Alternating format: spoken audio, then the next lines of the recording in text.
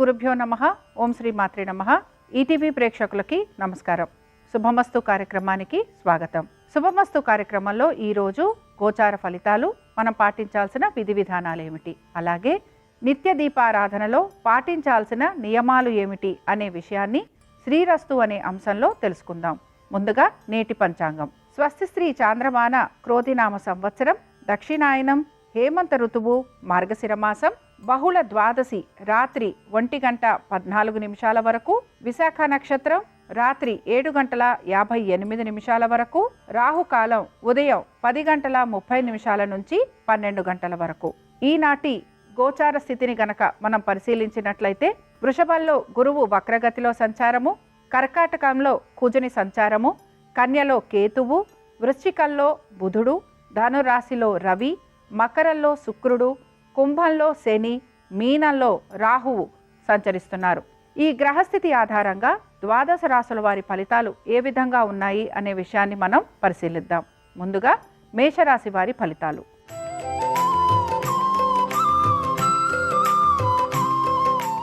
మేషరాశి వారి ఫలితాలను పరిశీలించినట్లయితే, మేషరాశి వారికి ఈరోజు వారి యొక్క ఆర్థిక స్థితిగతుల గురించి, వారి ఉద్యోగ వ్యాపారం గురించి, అలాగే వారి యొక్క సంబంధ బాంధవ్యాల మీద ఎక్కువగా శ్రద్ధ అనేది కనపడుతూ ఉంటుంది.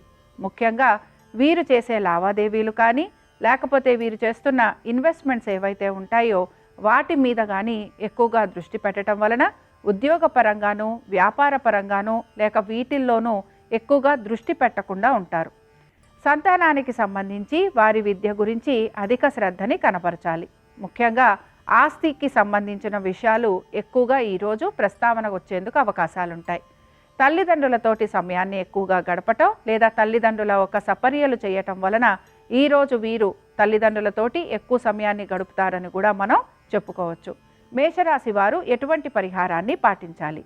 ఈరోజు శుక్రవారం సందర్భంగా లక్ష్మీదేవి ఆరాధన చేయటం వలన వీరికి పనులలో కలుగుతున్న ఒత్తిడి ఏదైతే ఉందో అది తగ్గటంతో పాటు ఆర్థికంగా కూడా అనుకూలత అనేది వీరికి కనపడుతూ ఉంటుంది. అనుకూలించే దిక్కు ఉత్తరం, కలిసొచ్చే రంగు ఎరుపు, అదృష్ట సంఖ్య 2.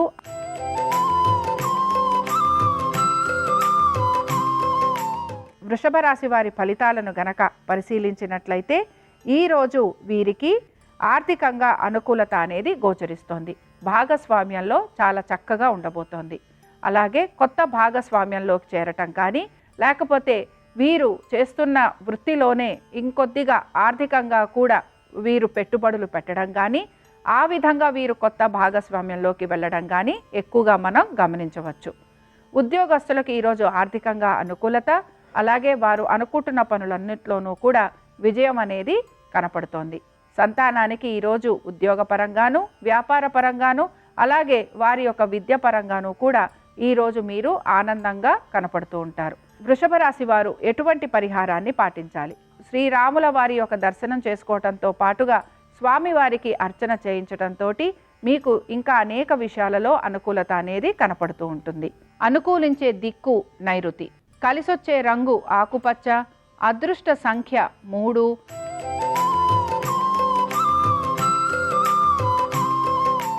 మిథున రాశి వారి ఫలితాలను గనక పరిశీలించినట్లయితే, ఈరోజు వృత్తిపరంగాను, వ్యాపార పరంగాను అనుకూలత అనేది గోచరిస్తోంది.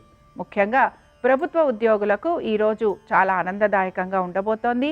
అలాగే మార్కెటింగ్ రంగాలలో ఉన్నవారికి కూడా ఆర్థికంగా ఈరోజు అనుకూలత గోచరిస్తోంది. లిటిగేషన్స్లో ఉన్నవారు, కన్స్ట్రక్షన్స్లో ఉన్నవారికి కూడా ఈరోజు ఆర్థికంగా అనుకూలతతో పాటుగా వాళ్ళ వ్యాపారం ఏదైతే ఉందో అది చాలా బాగా ముందుకు వెళ్లేందుకు అవకాశాలున్నాయి. అనుకున్న విధంగా పనులన్నీ పూర్తి చేయడంతో సంతృప్తికరంగా గడుపుతారని కూడా చెప్పుకోవచ్చు. విద్యార్థులకి ఈరోజు అనుకూలత గోచరిస్తోంది. అలాగే ఇక్కడ మీ యొక్క సంతానం ఎవరైతే ఉన్నారో వారికి కూడా చక్కటి గుర్తింపు రావటము, అలాగే వారికి ప్రతి రంగంలోనూ కూడా అభివృద్ధి ఉండటం వలన మీరు ఆనందంగా గడుపుతారని కూడా మనం భావించవచ్చు. ఇక మిథున రాశి వారు ఎటువంటి పరిహారాన్ని పాటించాలి?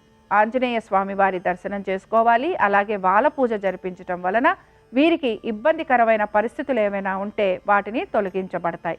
అనుకూలించే దిక్కు నైరుతి, కలిసొచ్చే రంగు నీలము, అదృష్ట సంఖ్య 7.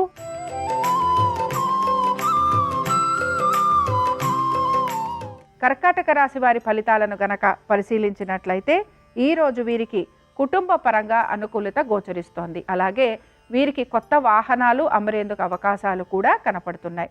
కొత్త ఇల్లు తీసుకోవడం కానీ, వాహనాలతో పాటు స్త్రీలకి ముఖ్యంగా ఏవైనా మంచి వస్తువులు అమ్మరటం కానీ, లేకపోతే కుటుంబంలో మంచి వివాహాది శుభకార్యాలు ఉండటం కానీ, ఇవన్నీ కూడా మిమ్మల్ని ఆనందింపచేస్తూ ఉంటాయి. ఆరోగ్యానికి సంబంధించిన తీసుకుంటున్న జాగ్రత్తలు ఏవైతే ఉన్నాయో అవన్నీ కూడా మీకు చక్కటి ఫలితాలను కలిగిస్తూ ఉంటాయి.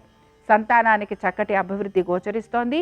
ఉద్యోగపరంగా, వ్యాపారపరంగా కూడా మీకు చక్కటి అనుకూలత అనేది ఉండటం వలన మీరు ఆనందంగా గడుపుతారని చెప్పుకోవచ్చు.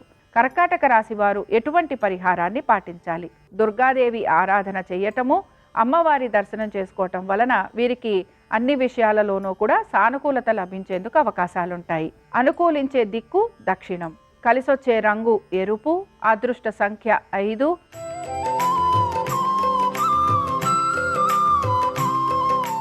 సింహరాశి వారి ఫలితాలను పరిశీలించినట్లయితే సింహరాశి వారికి కూడా ఈరోజు ఆర్థికంగా అనుకూలత గోచరిస్తోంది. అలాగే సంతానానికి సంబంధించి వారికి కొంత చిన్న చిన్న ఇబ్బందులు ఉండే అవకాశాలు కూడా లేకపోలేదు. మీ సంతానం ఒక ఆరోగ్యం గురించి, అలాగే వారి విద్య గురించి ఎక్కువగా మీరు మదన పడేందుకు అవకాశాలు గోచరిస్తున్నాయి. విద్యార్థులకి చదువులో కొద్దిగా శ్రద్ధ లోపించటం వలన వారు రాస్తున్న పరీక్షలు కానీ, లేకపోతే వారు చదువు పట్ల అశ్రద్ధ వహించటం వలన వారు అనుకున్నంతగా ఉన్నతమైన మార్కులు లభించకపోవటం వలన కొంత ఇబ్బంది పడే అవకాశాలు లేకపోలేదు. ఆరోగ్యపరంగా మీకు స్థిమితంగా ఉంటుందనే చెప్పుకోవచ్చు. ఆర్థికంగా కూడా ఈరోజు మీకు అనుకూలత గోచరిస్తోంది. సింహరాశి వారు ఎటువంటి పరిహారాన్ని పాటించాలి? సూర్యారాధన చేయటము, దీంతో పాటు సూర్యుడికి సంబంధించిన 12 నామాలు చదవటం వలన సంతానానికి సంబంధించిన ఇబ్బందులు తొలగిపోవటంతో పాటు మీకు అనేక విషయాలలో అనుకూలత అనేది కూడా కనపడుతూ ఉంటుంది. అనుకూలించే దిక్కు ఈశాన్యం. కలిసొచ్చే రంగు పసుపు. అదృష్ట సంఖ్య 7.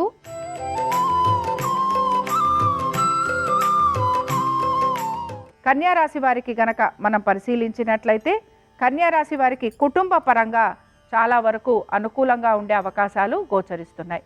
కొత్త వాహనాలు తీసుకోవటం కానీ, లేకపోతే ఇల్లు తీసుకోవటం కానీ, ఏమైనా గృహోపకరణాలు కొనుక్కోవడం కానీ, స్త్రీలకు వస్తు వాహనాలు లభించటం కానీ, ఇలాంటివన్నీ కూడా మిమ్మల్ని ఆనందింపజేస్తూ ఉంటాయి. సంతానానికి సంబంధించి కొంత అనుకూలంగా ఉండటంతో మీరు ఈరోజు చాలా ఆనందంగా గడుపుతూ ఉంటారు. ఎప్పటి నుంచో మిగిలిపోయిన బకాయిలు ఏవైతే ఉన్నాయో అవన్నీ కూడా ఈరోజు మీకు వచ్చేందుకు అవకాశాలున్నాయి. రుణాలు ఎవరైతే తీసుకున్నారో వారు రుణాలు తీర్చే ప్రయత్నం కూడా ఈరోజు ఖచ్చితంగా చేస్తారు. బ్యాంకు ద్వారా రుణాలు తీసుకోవాలి అనుకుంటున్న వారికి ఈరోజు చాలా అనుకూలంగా ఉంటుందని చెప్పుకోవచ్చు. కన్యా రాశి వారు ఎటువంటి పరిహారాన్ని పాటించాలి? దత్తుని ఆరాధన చేయటం వలన అనేక శుభ ఫలితాలు వీళ్ళకి కలిగేందుకు అవకాశాలుంటాయి. అనుకూలించే దిక్కు ఉత్తరం. కలిసొచ్చే రంగు ఆకుపచ్చ. అదృష్ట సంఖ్య 8.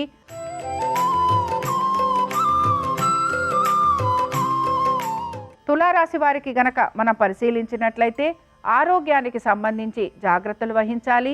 రుణ బాధలు అధికంగా ఉండే అవకాశాలు లేకపోలేదు. శత్రువుల వలన ఎక్కువగా ఇబ్బంది పడే అవకాశాలు కనపడుతున్నాయి. అలాగే మీ యొక్క ఆరోగ్యం గురించి కూడా జాగ్రత్త వహించాలి. ప్రతి విషయంలోనూ ప్రతికూలత ఉండటం వలన ఈరోజు శారీరకంగాను మానసికంగాను కొంత ఇబ్బంది పడే అవకాశాలు ఎక్కువగా ఉన్నాయి. మొత్తం మీద తులారాశి వారికి అనుకున్న పనులన్నింటిలోనూ కొద్దిగా ఆలస్యం గోచరిస్తోంది. అలాగే ఎక్కువగా రుణ బాధలు ఉండటం వలన, శత్రువుల వలన ఎక్కువగా ఇబ్బందులు ఎదుర్కోవటం వలన కొద్దిగా మనస్తాపానికి కూడా గురవుతూ ఉంటారు. అనుకున్న విషయాలు అన్నీ కూడా మీ యొక్క ప్రణాళికకి భిన్నంగా నడవటం వలన కొద్దిగా మళ్ళీ పునరాలోచన చేసే అవకాశాలు కూడా లేకపోలేదు. ఇక తులారాశి వారు ఎటువంటి పరిహారాన్ని పాటించాలి? దుర్గాదేవి ఆరాధన చేయటం వలన అనేక విషయాలలో వీరికి అనుకూలత లభించేందుకు అవకాశాలుంటాయి. అనుకూలించే దిక్కు నైరుతి. కలిసొచ్చే రంగు ఆకుపచ్చ. అదృష్ట సంఖ్య 2.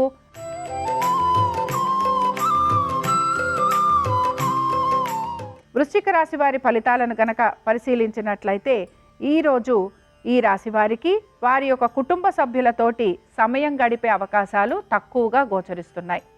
ప్రతి విషయంలోనూ కూడా ఆచితూచి నిర్ణయాలు తీసుకుంటూ ఉంటారు. ముఖ్యంగా మీ కుటుంబానికి సంబంధించి, మీరు కొనుక్కునే వస్తు వాహనాల గురించి, మీ యొక్క సంతానము గురించి, ఆర్థికపరమైన విషయాల గురించి, అలాగే మీరు చేస్తున్న ప్రయాణాల గురించి ఎక్కువగా ఆలోచన అనేది కనపడుతోంది. మంచి విషయాల మీద ఖర్చు ఎక్కువగా చేసే అవకాశాలు కూడా లేకపోలేదు.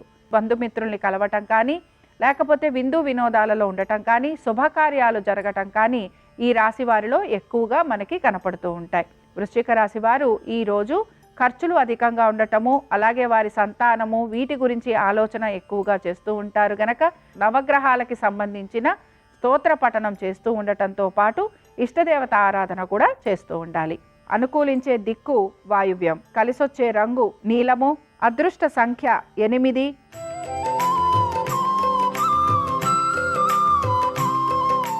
ధనురాశి వారికి గనక పరిశీలించినట్లయితే ఈరోజు వీరికి ఉద్యోగపరంగాను వ్యాపార పరంగాను అనుకూలంగా ఉండబోతోంది. అలాగే వీరికి కుటుంబ సభ్యులతోటి కూడా చాలా చక్కగా ఈరోజు గడుపుతారని చెప్పుకోవచ్చు. కొత్త వాహనాలు కానీ, కొత్త గృహము కానీ, లేకపోతే వస్తు వాహనాలు కానీ ఈరోజు అమరేందుకు అవకాశాలు ఎక్కువగా ఉన్నాయి. వీరు కూడా కొంతవరకు శుభకార్యాలలో పాల్గొనటము, లేకపోతే వీరి స్నేహితుల్ని బంధువుల్ని కలిసే అవకాశాలు లేకపోలేదు. సంతానానికి సంబంధించి కూడా ఈరోజు వీరికి చాలా చక్కగా ఉండబోతోంది. ప్రతి విషయంలోనూ కూడా వీరికి అనుకూలత అనేది గోచరిస్తోంది. మొత్తం మీద వీరికి ఈరోజు చాలా అనుకూలంగా ఉండటంతో పాటు ప్రతి విషయంలోనూ కూడా విజయావకాశాలు మనకి కనపడుతూ ఉంటాయి. ఇక ధనురాశి వారు ఎటువంటి పరిహారాన్ని పాటించాలి? ధనురాశి వారు ఈరోజు లక్ష్మీదేవి ఆరాధన చేయటము, అలాగే అమ్మవారికి ఇష్టమైన తులసీమాలని లేకపోతే బిల్వదళాలతోటి పూజించటం వలన అనేక విషయాలలో వీళ్ళకి విజయం లభించేందుకు అవకాశాలుంటాయి. అనుకూలించే దిక్కు ఉత్తరం, కలిసొచ్చే రంగు పసుపు, అదృష్ట సంఖ్య 2.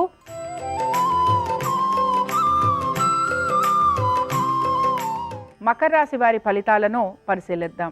ఉద్యోగస్తులకి ముఖ్యంగా వారి ఒక మిత్రులతోటే విభేదాలు వచ్చే అవకాశాలు ఎక్కువగా ఈరోజు గోచరిస్తున్నాయి. ముఖ్యంగా శత్రువులు అధికంగా ఉండటం, లేకపోతే వారు మీ మీద ఏదైనా కొంతవరకు ఇబ్బందికరమైన వ్యాఖ్యలు చేయటం వలన మీరు ఎక్కువగా మానసికంగా ఇబ్బంది పడుతూ ఉంటారు.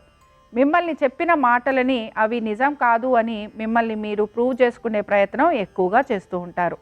ప్రభుత్వ ఉద్యోగులు ఎక్కువగా ఈ ఇబ్బందిని ఎదుర్కొనే అవకాశాలు లేకపోలేదు.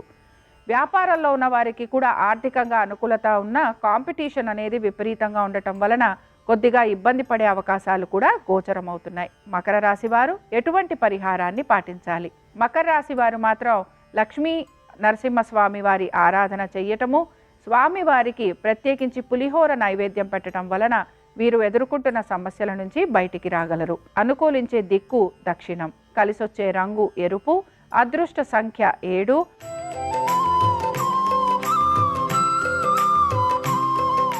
కుంభరాశి వారికి గనక మనం పరిశీలించినట్లయితే ఆర్థికంగా ఈరోజు అనుకూలంగానే వీరికి ఉండబోతోంది.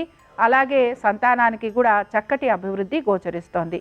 ఉద్యోగ వ్యాపారాలలో పెద్ద మార్పులు ఉండే అవకాశాలు కనిపించటం లేదు.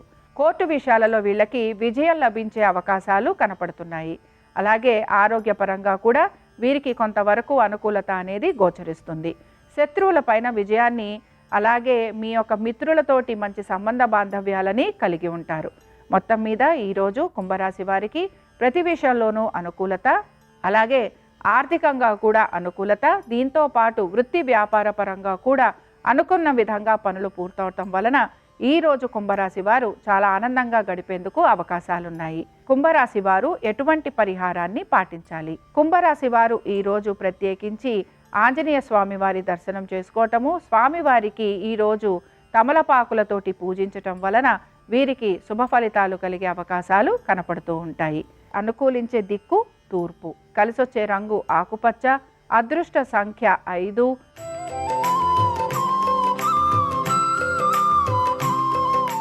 మీనరాశి వారికి గనక మనం పరిశీలించినట్లయితే వృత్తి వ్యాపారాల రీత్యా కొంత ఒడిదొడుకులు ఎదుర్కొనే సమస్యలు లేకపోలేదు. ఆర్థికంగా కూడా కొంచెం ఒత్తిళ్లు ఎదుర్కోవాల్సిన పరిస్థితులు కనపడుతున్నాయి. కోర్టు పరంగా ఉన్న విషయాలు ఏవైతే ఉన్నాయో అవన్నీ కూడా ఆలస్యంగా పూర్తవుతూ ఉంటాయి. ఆర్థికంగా ఈరోజు ప్రతికూలత అనేది కనపడుతోంది. వృత్తి వ్యాపారాల రీత్యా కూడా కొంతవరకు ఏ విషయంలోనూ మనసు నిలకడగా లేకపోవటం, పని మీద శ్రద్ధ కలిగి ఉండకపోవటం వలన కొద్దిగా మీరు మీ యొక్క ఉద్యోగులతోటి లేకపోతే మీ యొక్క ఉన్నతాధికారులతోటి కొంత మాట పడాల్సిన పరిస్థితులు కూడా గోచరమవుతున్నాయి. ఇంకా మీనరాశి వారు పాటించాల్సిన పరిహారం ఏమిటి? మీనరాశి వారు మాత్రం ఖచ్చితంగా నరసింహస్వామి వారి ఆరాధన చేయటము, దీని వలన శత్రువుల వలన ఇబ్బందులు పడుతున్నది కానీ కోర్టు సమస్యలు కానీ లక్ష్మీ నరసింహస్వామి వారి ఆరాధన చేయటం వలన తొలగిపోతాయి. కలిసొచ్చే దిక్కు దక్షిణం, కలిసొచ్చే రంగు నీలము, అదృష్ట సంఖ్య 3. ఇవి ద్వాదశ రాశుల వారి ఫలితాలు. శుక్రవారం సందర్భంగా లక్ష్మీదేవి అనుగ్రహం పరిపూర్ణంగా ద్వాదశ రాశుల వారి మీద ఉండాలని ఆశిస్తూ స్వస్తి. శ్రీరస్తు శుభమస్తు. దీపారాధన చేసేటప్పుడు తప్పనిసరిగా కుంకుమ బొట్టు ధరించి దీపారాధన చేయాలి. దీపారాధన ప్రమిదలు తడిగా ఉన్నప్పుడు నూనె పోసి దీపాన్ని వెలిగించరాదు. దీపారాధన ప్రమిదలు పూర్తిగా పొడిగా ఉంటేనే దీపాన్ని వెలిగించాలి. దీపం వెలిగించిన తర్వాత దీపపు కుందిలో ఉన్నటువంటి నూనెలో చేతి వేళ్లు ఉంచరాదు. దీపారాధన చేసేటప్పుడు దిక్కులు చూస్తూ ఇతరులతో మాట్లాడుతూ దీపారాధన చేయరాదు. దీపం మధ్యలో కొండెక్కితే దోషం లేదు. మళ్ళీ దీపం వెలిగించి పూజ మొదటి నుంచి ప్రారంభించుకోవచ్చు. దీపం వెలుగుతూ ఉన్నప్పుడు దీపం నూనెలో పసుపు కుంకుమ వెయ్యరాదు. దీపారాధన చేయగానే దీపారాధన కుందికి కుంకుమ బొట్టు అలంకరించుకోవాలి. మధ్యలో మాత్రం నూనెలో పసుపు కుంకుమ వేయరాదు. దీపారాధన నూనె పలచగా ఉంటే పనులు తొందరగా పూర్తవుతాయి. అదేవిధంగా దీపారాధనకు ఉపయోగించే ఒత్తులు గట్టిగా మందంగా ఉండటం ద్వారా అనుకున్న పనులు తొందరగా పూర్తవుతాయి. ఒకసారి దీపారాధన చేశాక మర్నాడు మళ్ళీ దీపారాధన కుంది శుభ్రం చేయకుండా దీపాన్ని వెలిగించరాదు. దీపారాధన చేసినప్పుడు దీపారాధన కుందిలో ఉన్న నూనె దీపారాధన కుంది నుంచి కిందకు కారకుండా జాగ్రత్త వహించాలి. దీపారాధన ఒక్కసారి చేశాక దీపారాధన కుందెను ఎట్టి పరిస్థితుల్లో పక్కకు జరపరాదు. పరమశివుడికి ఎడమవైపు, విష్ణువుకు కుడివైపు, అమ్మవారికి అభిముఖంగా దీపాన్ని వెలిగించడం ద్వారా విశేషమైన శుభ ఫలితాలు సిద్ధింపజేసుకోవచ్చు.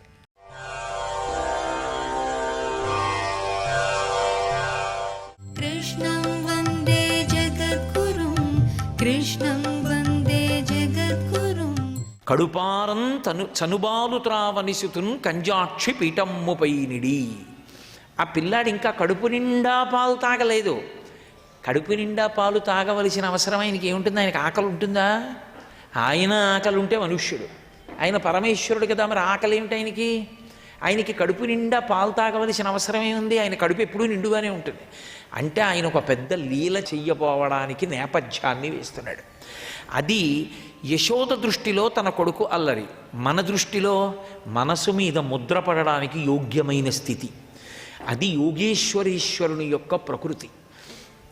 కాబట్టి నాకు కడుపు నిండా పాలివ్వడం కన్నా నీకు కుండలో పాలు పొంగిపోవడం ఎక్కువైపోయిందా? నన్ను కిందకి దింపేసి పాలు దింపడానికి వెళ్ళిపోయావా?